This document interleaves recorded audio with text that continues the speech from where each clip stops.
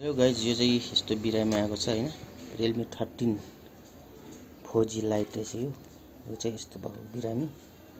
यो डिस्प्ले फेर्नु पर्ने यस्तो आएको छ। अब फेरेपछि कस्तो हुन्छ हेर्नु है।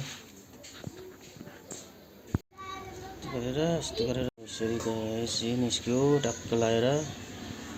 यसपछि अब यस्तो भएको छ। अब यसरी निकाल्ने, अब डिस्प्ले हाल्नु पर्छ टक्क लाएर।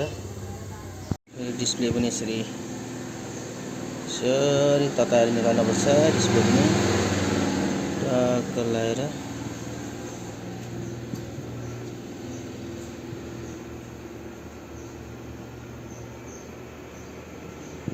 अन हुँदैछ है। डिस्प्ले अन हुँदैछ।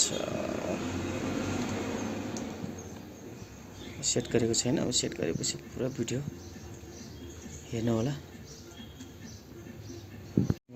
डिस्प्ले फेर्न लाग्यो। डिस्प्ले हालिसकेको छ। आउँछ कि आउँदैन हेर्नुस् है। टक्क लाएर डिस्प्ले